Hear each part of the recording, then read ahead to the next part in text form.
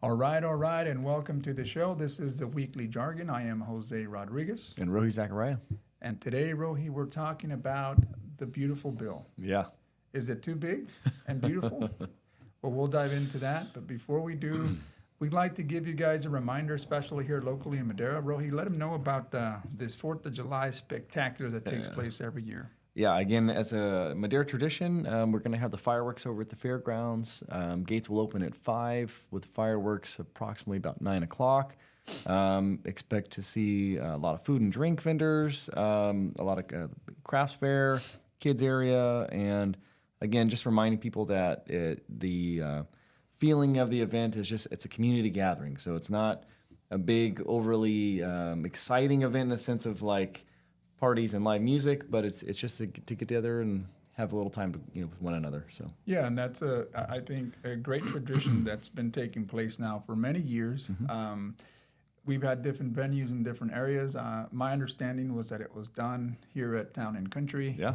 And then that moved over to the fairgrounds, then back to the golf course. And it's gone back and forth. But now I think we found the perfect median, right? And now it seems like this controlled area where it's free admission, free parking. You bring your lawn chairs. I'm assuming waters are okay, Correct, but yeah. No alcohol beverages of your own. Yeah. I think it's controlled in a sense that, we don't want it to get too rowdy. We just want to make sure that families do have fun, enjoy some good food from vendors, some activities that'll be provided, and more importantly, the fireworks spectacular that'll take place. And this takes place about maybe 8:45, 9 o'clock. Yeah, it depends. I know we always try to juggle when it's going to be just dark enough to get that backdrop. But yeah, I think about 8:45. But think about 35 to 45 minutes of just ongoing, explosions and fireworks going off. It's a beautiful scene. Definitely not the. Can't relink it to the beautiful bill. It is a beautiful link. So we'll be diving into that now. So again, if you are listening to this show, make sure you make your way out on the 4th of July. The doors open at 5, and that's when you'll have some activity.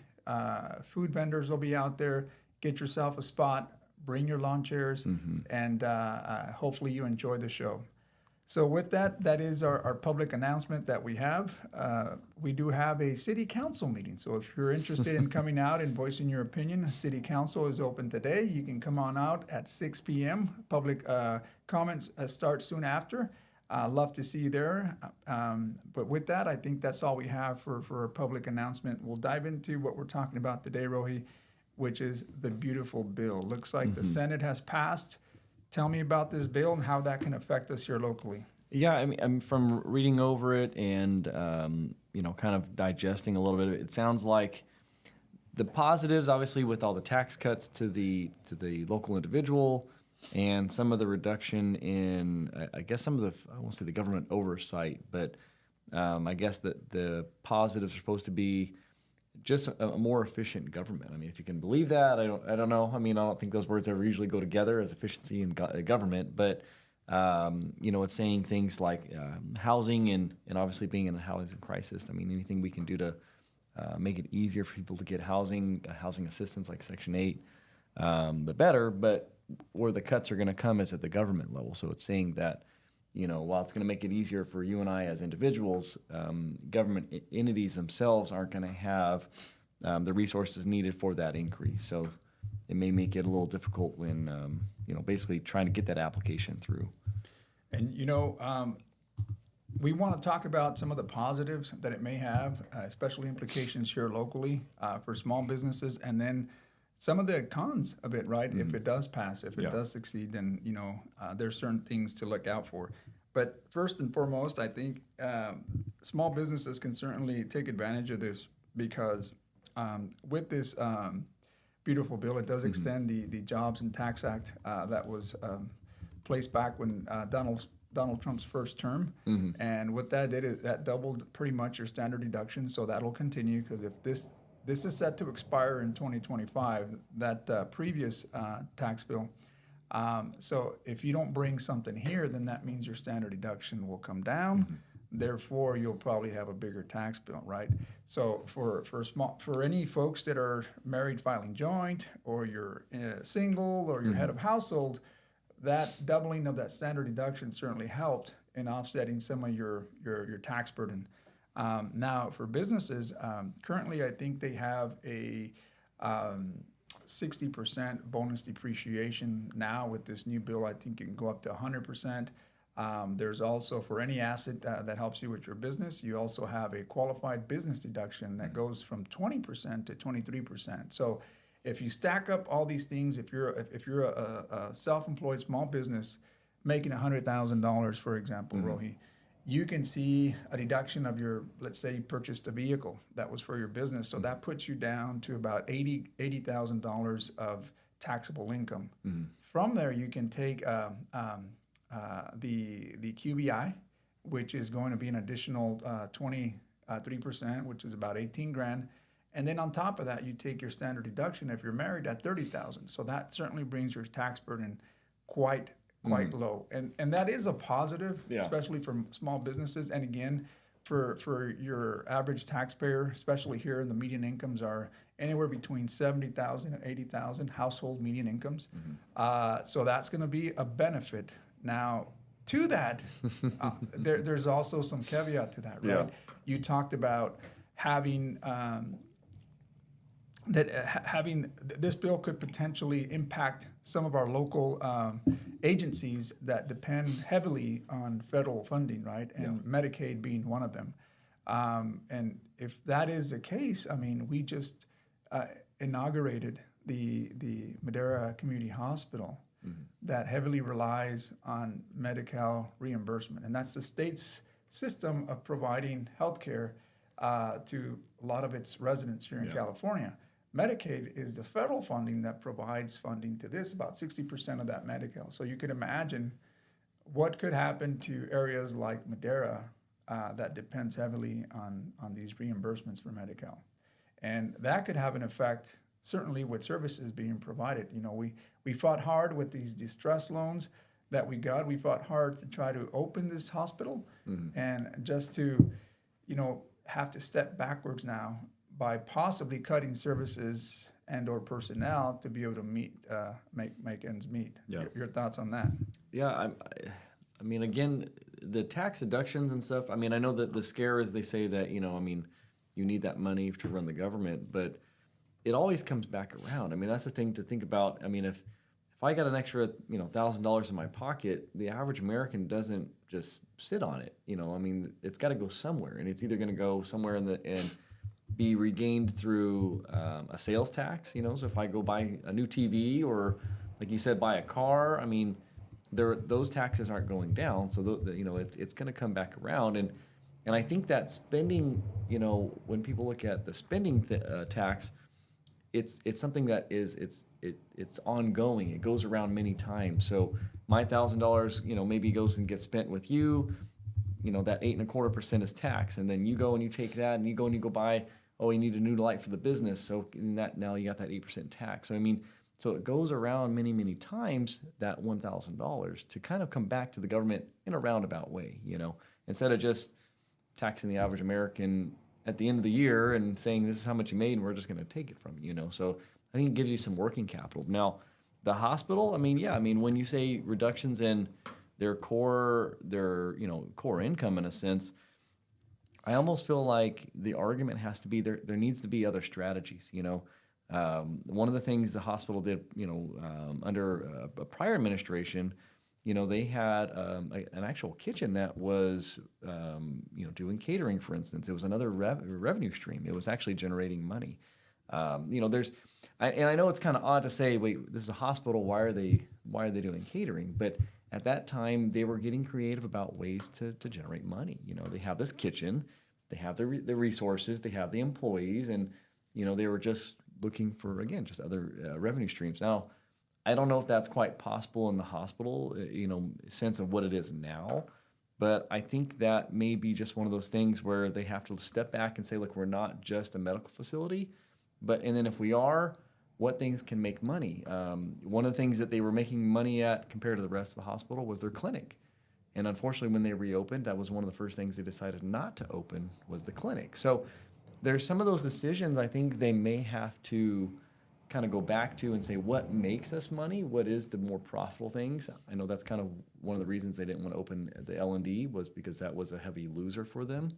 But I don't know. I think that's just, you can't go back and just complain and say, hey, we don't have the money, now we're just going to close. You have to, tighten the belt and kind of say, what can we do? What's the creative way about it? Yeah, and I think to your point, when you look at these critical care services that are being provided to people in the absence of the hospital, urgent cares became the clinics, so to speak, to alleviate some of the pressures that hospitals were facing. You have Camarena Health, and you have other urgent cares here in town that certainly accommodate for preventative care, or whenever you have, and I'll give you an example. Over the weekend, my daughter was sick, obviously, and we did not want to drive her to Valley Children's, and we did not want to take her to the emergency care.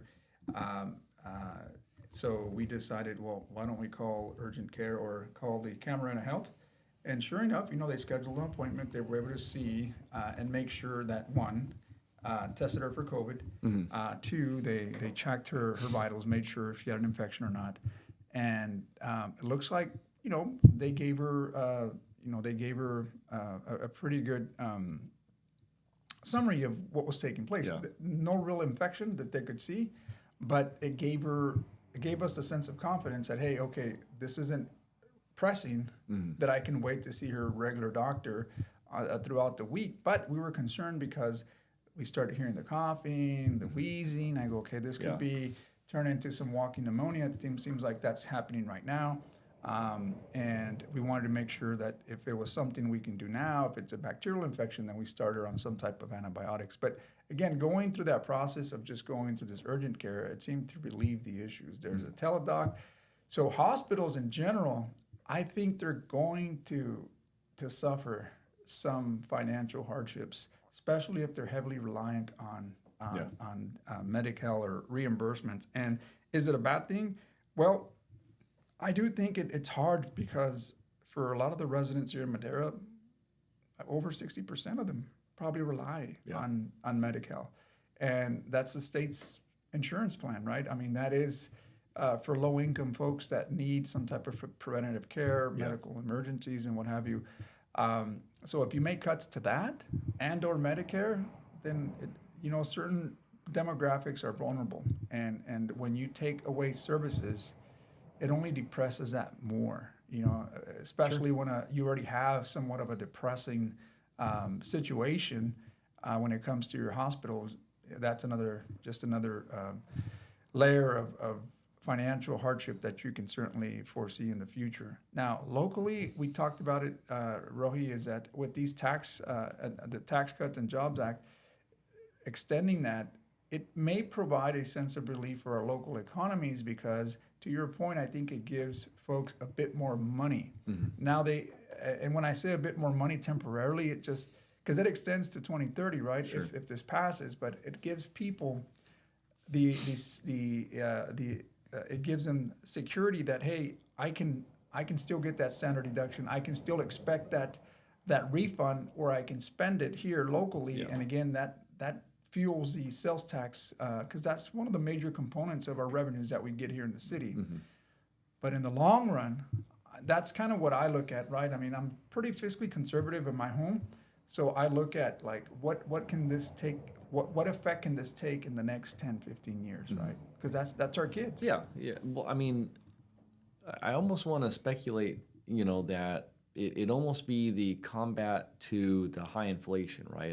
They don't want to reduce interest rates. So again, imagine a business where I can't go take a loan out, can't go pull another, $10,000, $20,000 loan at 7%, but I'm getting a tax deduction and I'm saving that $10,000 or $20,000.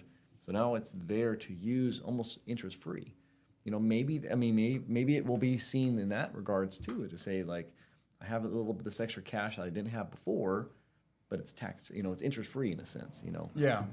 So I get it. I get your point. Long term, there could be some things that we don't see or they don't anticipate, or just in shifts in the markets that just say this was a really bad idea. But I think again, it goes back to the fundamental idea of, I hate to say being an American, which is we don't want to pay taxes. Like we fought the whole thing about not wanting to pay our taxes. And yet today we're so heavily taxed that, I was explaining this to my oldest yesterday. We were having a drive and we were talking about taxes and stuff. I don't remember how the topic came about. Because we were talking about, we went to Burger King and they were saying how they're hiring at $20 an hour. And they're like, wow, $20 an hour. And, so we're kind of like breaking down the math. Yeah, if you get an 8-hour shift and, it's $160 a day. And then here's your weekly and your monthly. And he said, but then you pay taxes. They're going to take, 20, 30%. Like, what? So getting them to understand that, like, your wages isn't really your take-home wage. There's so many things that go into that $20 really isn't that exciting, really, when you break it down. I think, we've kind of covered that before.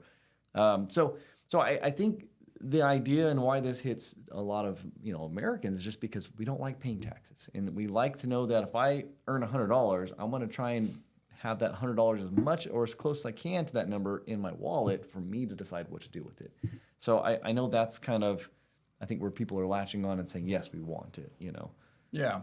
And what makes it interesting about especially a bill like this and any bill that's been passed in the past, you look at, well, who are the authors of this bill, right? I mean, I know there's people that are, they sponsor the bill, right? They call themselves sponsors. Like, I'm going to back it, so I'm going to call myself a sponsor or a co-author and what have you. But truly, it's not the American people that are writing these bills, right? They're not the ones saying, hey, I'd like you to write a bill to accommodate for these certain areas in our nation that we face issues in, right? Whether it's education, transportation. And even if you bring those things up, I mean, why are you spending so much money here? We should be spending it somewhere else.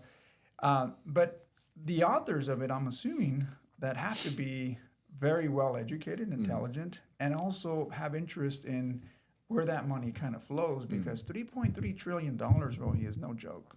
I mean, that's $3.3 trillion is combined economies in the world. You can have multiple countries that don't even have that. So I feel like that's a huge amount of money that you're going to add into our national debt. At some point, somebody's got to pay the piper. And it may not be you and I, or it may be down the road, but someone has to pay for that, because you can imagine the interest on that amount of money that takes away from your general budget. And if it's taking from your general budget, then that means every year that interest payment it's recurring, it continues to grow and grow. And every year you have to add to that national debt. So at the end of the day, you have to cut programs and or services to make that budget work. And I think this is where sometimes it's the architect of design of how it's placed out there. People don't realize that this could potentially have impacts in social programs. And again, this could be one of the cons with this bill, like previous bills, is that yes, by populist demand, it's going to say yes, it's going to do this for you. It's going to help you, small business. It's going to help you, but it may come back and bite you in the ass, because at the end of the day, Rohi, when they see, hey, we are funding this program, it's a social program, it's a safety net for many Americans, but I think we can do better. Let's doge it. Let's remove it and let's privatize it. And you're starting to see this unfold slowly, right? So you look at the Department of Education, slowly start gutting the Department of Education, slowly start gutting the Department of Transportation, slowly start, and you may not see it today, Rohi, but because it's not efficient, privatize it. And once you privatize these programs that are social nets, social safety nets for a lot of people, then at the end of the day, Rohi, you're practically working just to make ends meet by, I have healthcare, I have transportation, I have school. All those things will be, just think about it. And then, and this is not necessarily me putting on my tinfoil hat, but you talk about these, the crypto. You add crypto to these bills and you add certain restrictions, rations, and before you know it, I mean, you're practically working on a very highly, it's a system that has surveillance around money, that's tied to programs, that's tied to you, that potentially, in order for you to get your rebate, you have to be compliant to the government, right? And this is one thing Yeah. that I believe the founding fathers didn't want us to have, is we didn't want to be tied to this central bank / government that was going to tell us how to pretty much live.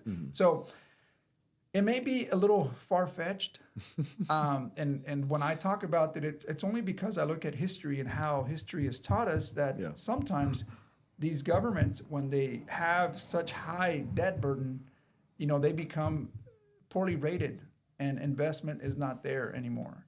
And people start really like running away from it because they know that where this is going. They know where this train of Yeah. high debt is going. And I think essentially down the road, that could be issues that we encounter. But I think what you're asking for, and I maybe we'll get there very soon with AI, but the issue we have is those who are in charge are still at heart human.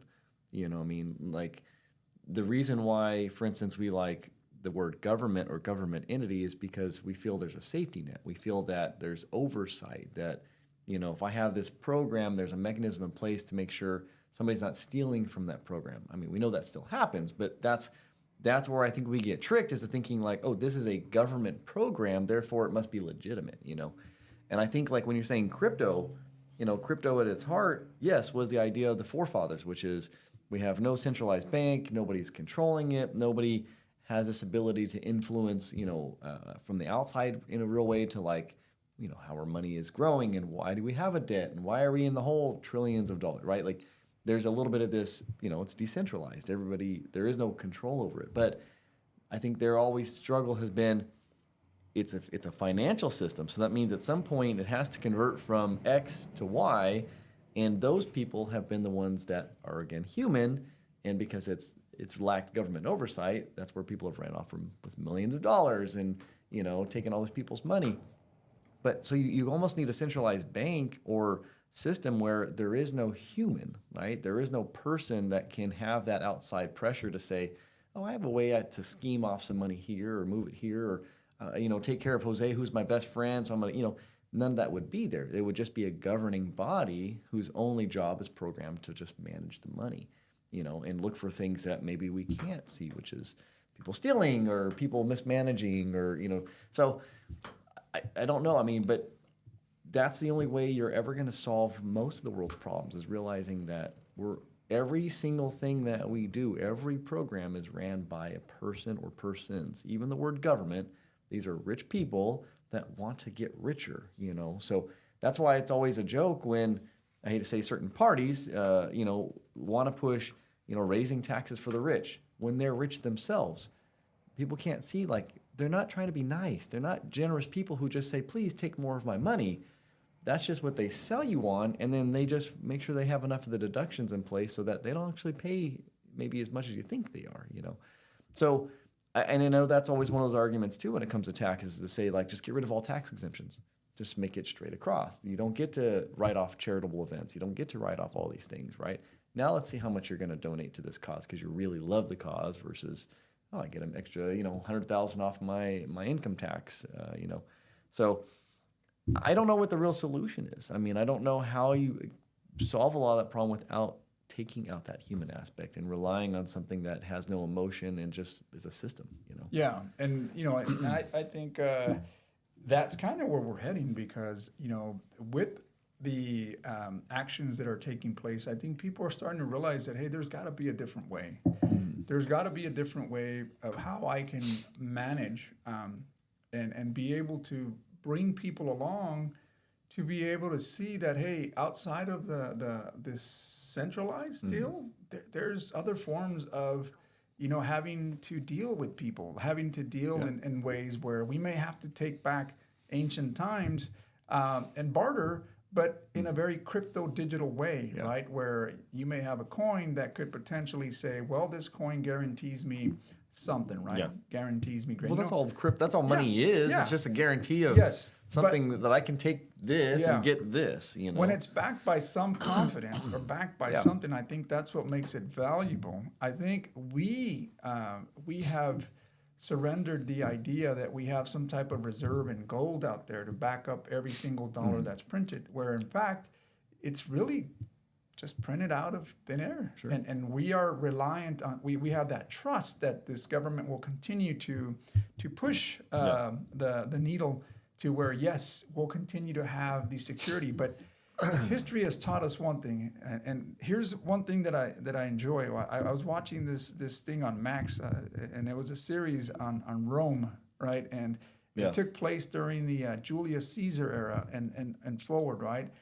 And I didn't know a lot about Julius Caesar, but just watching that, it kind of really unfolded how Rome was a republic, but turned into an empire. And that was the ending of the republic when Julius Caesar declared himself a dictator, emperor in perpetuity. And obviously that didn't work too well with the Senate, so they had him killed. And how that transforms after that, then that's when it became an empire. You had emperors and what have you. Yeah. But the funny thing is that they too were facing similar issues. Again, is how do I provide grain, or how do I provide land to those that are loyal to the republic? Well, the military. People were hungry. So one thing Romans knew is that, hey, the mob can turn on you quickly. So to avoid that, let's make sure that we provide them with grain, free holidays, free this, free that, because you had to keep them in line and make sure that they didn't rebel. Again, a small amount of people ruled the republic, which were your wealthiest people, alongside nobility and these families that were very wealthy. And then you had the majority of the commoners that were probably the people that depended on government, right? So when you look at that with either other civilizations like the French, like the English, they all went through similar eras. And we may be facing something like that, especially with all this money, because we have to satisfy all these programs. And then you're having to carve out what programs are essential based on the ruling class today. And today, obviously, you see that there's an administration that's saying this is how we should go. And we just don't know the effects of it because we have to see how it plays out. But history has taught us that if you learned anything from history, it's that it doesn't always have a good ending.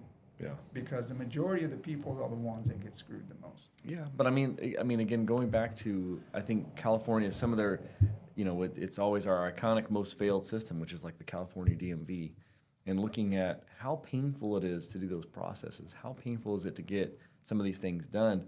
But then you look at, like you were saying earlier, the privatization. Like now I can go to a handful of private businesses, like AAA, for instance, and get a lot of my DMV services done much faster and efficient because, again, they're getting paid by the hour.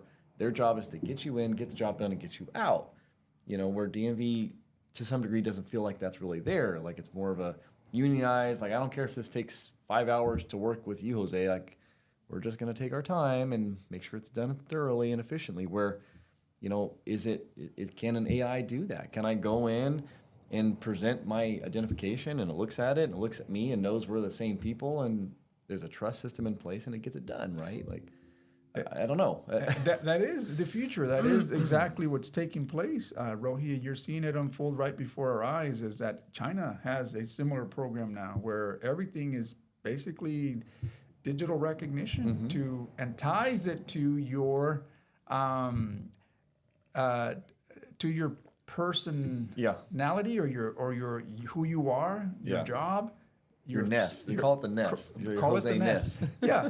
But I mean, they know based on your medical records, they know your assets, they know everything. And hey, they know that you've been searching the internet and looking at possible ways of decentralizing. And you may be one of those bad players. And what could happen is say, well, let's have them be compliant now. You don't have to have troops on the ground, so to speak, Rohi. You can actually bring people down to their knees based on this digital world or crypto that may unfold here. Yeah. And again, we want to bring it back to how that affects us here locally.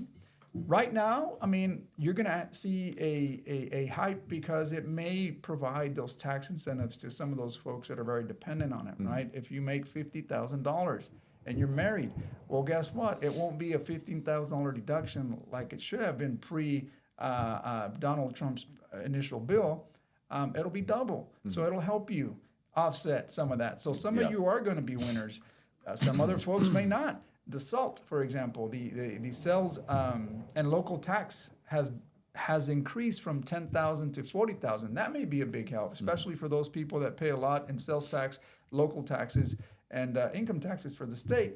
Those will be added to your can be added to your long form, especially if you pay quite a bit there. And for the most part, it was capped at $10,000. So if you paid over $20,000 in SALT, then obviously they capped that down to 10. So it didn't really help you boost up that itemized deduction. And now, if it passes, this is something that certainly can benefit certain folks So that it would meet be like that. so it'd be like if I bought a car, you're saying, like in the car sales taxes. I or believe it's what more of your local sales tax that you pay. So when you look at a W-2, you'll Mm-hmm. see the local state taxes that you pay and your income taxes, and they combine that, and then whatever that amounts to, that is going to be your case. Okay. Yes, your property taxes that you pay, property taxes are included. Your DMV taxes that you pay could be. I don't know that sales taxes are included in there. Don't quote me Yeah. on that. But if it is, and it helps you offset some of those, it helps you offset by deducting that in your itemized deduction. So again, capped at 10,000 up to 40,000. These are going to be some benefits that small businesses and people can take Yeah. advantage of. The way I look at it, even with your mortgage interest, for example, mortgage interest has always been something that now with these higher loan amounts, could be beneficial to some extent, right? Yeah. I mean, people are paying close to $3,000 or $4,000 in mortgage payments if you purchased a house in the last 2 years. Now, you multiply that by 12, you'd be in the $20,000 in interest. Plus, you add up all the other SALT, you add up all the itemized deductions, you may exceed your standard deduction, and therefore you can take a bigger advantage. Whereas others, they're just right below, right? And that people are still looking for the unreimbursed expenses. Although the Fed may have suspended them, the state still has that component where you can take advantage of that as well. But So but still, to the average person, is that to expect next April a much larger tax return? Is that the idea? well, I or- think it's to keep them flat. Okay. Because it does have a cost of living adjustment on the standard deduction, so that always goes up a bit, right? So next year you may see 30,500 or something like that, right, to keep up with inflation. But the majority of folks here in our community may not itemize if they're married because they don't have these huge interest or they don't have these huge deductions in the SALT. So a lot of the times they may be short. They may Yeah. be short, meaning they may amount to about 18,000. Well, that doesn't exceed the standard deduction, so therefore they're not going to benefit from it, if that makes any sense. Okay. But folks in the higher income brackets, it certainly helps them a bit because now they can utilize that to offset some of the tax burden that they would have otherwise. Okay. So yeah, if you're a small business, Rohi, I think Yeah. you're going to see, if you haven't talked to your tax advisor and they're seeing this unfold, that may be a benefit to small That's businesses. what I'm trying to say. Like, where does the small guy see it, and then again, where does a business, again, profit or like best position themselves to say, does it mean I need to buy equipment? Does it mean I need to Well, do yeah, this? because Am I prepared to with- have an extra, this lump of cash I'm going to have to use next But year? you have to make that cash, right? It's not like, Sure. I mean, I'm going to go out and buy a car, but I didn't make no revenue because you still owe the debt on the car. Yeah. You may get a deduction, but what are you deducting it from if you have no Yeah. income, right? So it doesn't necessarily mean go out there and put yourself in risk. Invest in it knowing that your business is going to grow. So Yeah. this is why you want to talk to a tax advisor. You want to talk to someone how the strategies can help you and benefit you.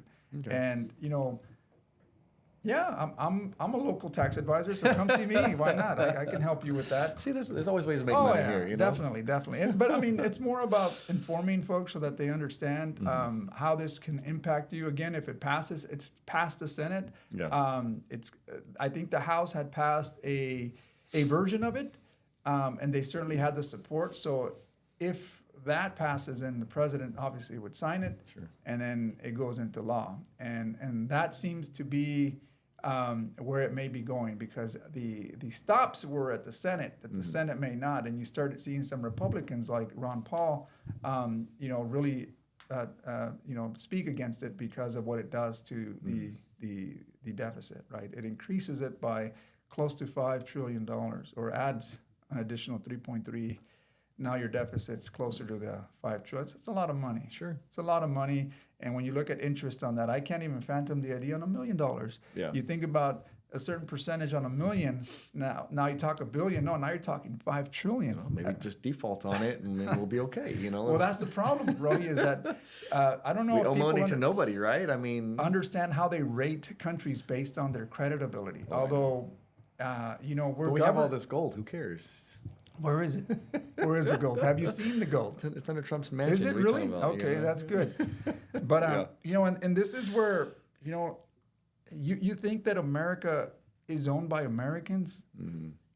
You look at who owns America and the wealth of America. And a lot of times they could be absent owners, people outside in different countries that possibly have a big investment in America. As far as like the money, where does that money come from? Yeah. Right? Who lets you borrow this money? How do you? And I don't like to call them cartels, but Sure. it's banking cartels. Yeah. Someone owns that money, and people may think that the banks are tied to the federal, and they're not. They're not. It's a private, because they use Federal Reserve, people think it's part of the government, but it's not.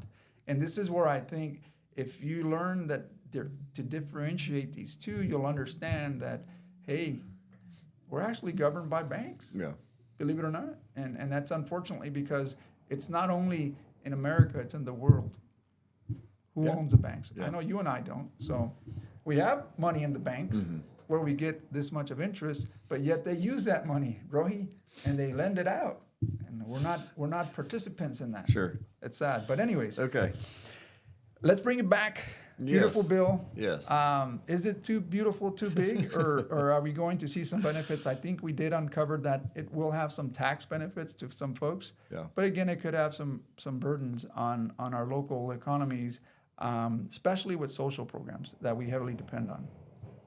Yeah, I mean, I would be hopeful that, again, because I know I always seem critical of the social programs, but I would hope that in a positive light, maybe it encourages some of those to whether go back to school or better themselves or whatever it may be, to just look at that as an opportunity to say, again, the bright side of that could just be, instead of being so reliant on some of those, how can I better myself? And I always feel like that's what's difficult sometimes is when you realize how many programs there are to help you, that if you just raise your hand and say, hey, I want to better myself, I think it would be very difficult to say that nobody's there to help you. So maybe that will be that opportunity to say, hey, you're going to have to kind of pick yourself up today because the government's going to have a little bit, less money to give to you, and you're going to have to kind of, figure out how to better yourself and make more money. Yeah, and for me, I look at it like, well, if the government is taking away these social programs, that means you take away social jobs. Mm-hmm. So if you're raising your hand, tell me how I can better myself. I currently work for a county or a government agency that provides this stability. Where am I going to go if, in fact, we're starting to see more of the AI, autonomous, jobs that are just taking over? So if that is the case, then you're limited on the sector of jobs that you can look for, right? And I mean, it's scary to think, Roy, but you may be more of a dependent of the government instead of saying, I'm going to go and look for a new job. And I'm not saying don't go look for a new job. I'm just saying, look where the trend is heading to. It seems like with all this money, there's going to be a reformation even in how digital currencies are distributed, right? Everything now we're paying through our phone. We're going through our wallets, our digital wallets. Everything's being tracked. So everything you do may have something tied, a component to it. Hey, you want to work for me? Here's how you benefit from me. Here's what I can give you, right? And even the healthcare, Rohi, I think that in itself is going to be a big issue. And although we have private institutions running some of these things, are they better fit? Yeah. Do they provide the quality of care that you need? After you deduct and you cut Medicaid, will you be more healthier? Will you be healthier? I guess the question would be. And we'll see how that unfolds. Yeah, right? If that's the plan. Do we know that there is abuse? Yes. To the tune of trillions of dollars? Maybe not. billions? It could be millions. But we definitely need to clean that up.